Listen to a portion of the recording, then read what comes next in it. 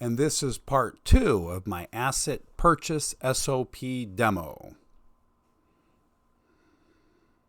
So we'll go back to my purchase SOP, and I'll highlight that this form has been done. I just did that form. Now it's time to order Landlord locks. I stumbled upon this company after I got sick and tired of carrying around keys. Large rings of keys for multiple properties was a pain in the butt. My Landlord locks here, I get these, and it's a cylinder. And I have a master key that fits all of my properties. And then I have a special one with a notch that I can insert into the cylinder and turn it and pull this cylinder out of the lock and put a new one in. And I do this whenever whenever there's a tenant turnover.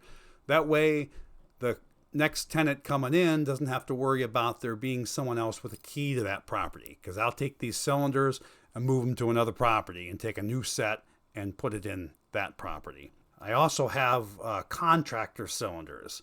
Contractors have a special key for a special cylinder that they can get into.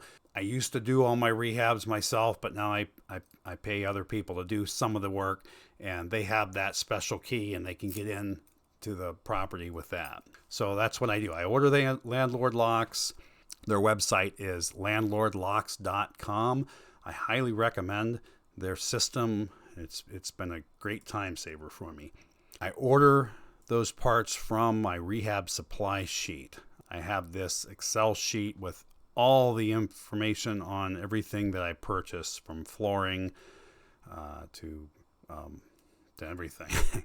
I have everything in this sheet. It's not very organized. I'm not ready to demo it right now, but I will down the line sometime. So I order one set for each door.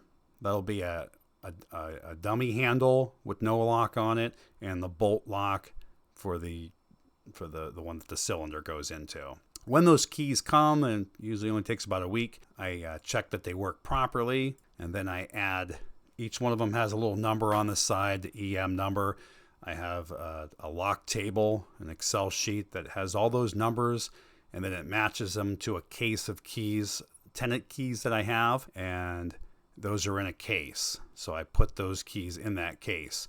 Now, for safety reason, there's no connection between the keys in the case and the addresses of my properties. So if someone were to break in my house and find this case of keys, like, oh boy, let's go raid these houses. Well, they won't be able to do that because there's no reference on there to the addresses of those properties without going into this Excel sheet, which is on my cloud. So they cannot get to this.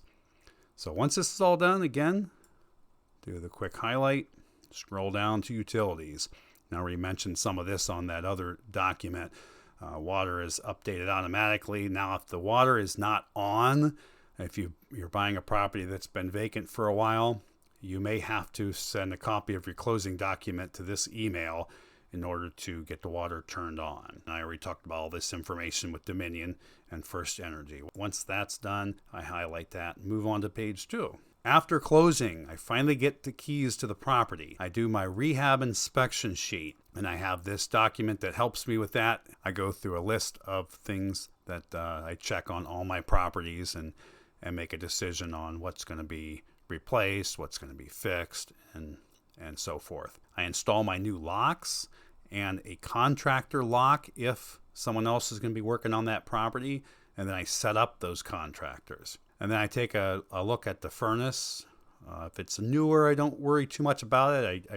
I take note of the furnace filter size because I replace those semi-annually with my inspections. But if it's an older furnace especially, I'll use my guy at Cascade Climate Control. I'll put a plug out there for him.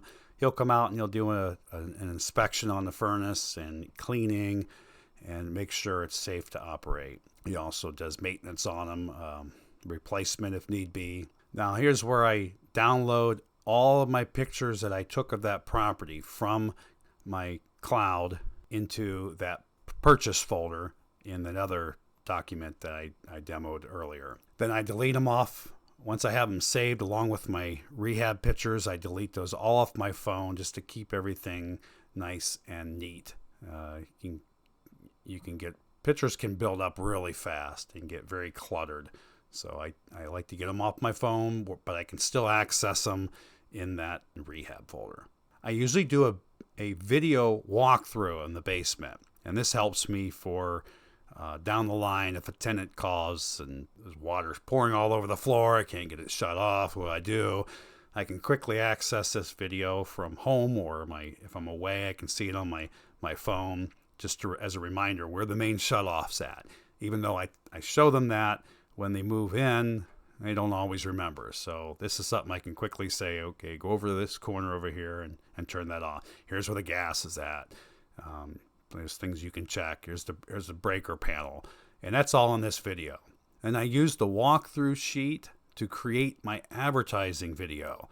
Whenever I list a property for rent, I create that video and I put it on YouTube, and there's a link to it so that an applicant can see that before they even apply.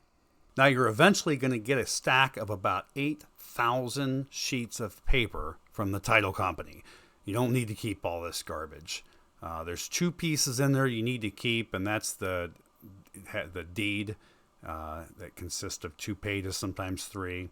Everything else I scan in one log PDF document, and then I shred it. And I get it out of there. I hate saving paperwork.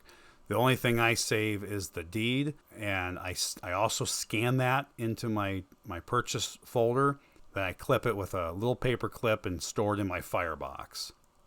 Finally, I add this property to my Quicken Assets software so I can track the value and repairs, maintenance, and so forth. I record the title transactions in that. I ensure that the asset purchase form is completed. That's the one I highlighted in green a few minutes ago. And then finally, I take outside pictures of the house for my lender. They want to see those pictures along with the application. Even though someone's going to come out and do an appraisal later, I can't even fill out the application without getting outside pictures of the property along with the inside, which I'm already going to have. So that's just a reminder for me to make sure I take those pictures. And that's it. Once this form is completed, I scan that into my computer and put it in that folder I showed you earlier, the completed SOPs. And that's the demo for my asset purchase SOP. Again, my name is Kevin with the Compulsive Investor channel. If you like anything in this video, please give it a thumbs up. Subscribe if you'd like to see more. And I sure hope this video helps someone to become a successful real estate investor.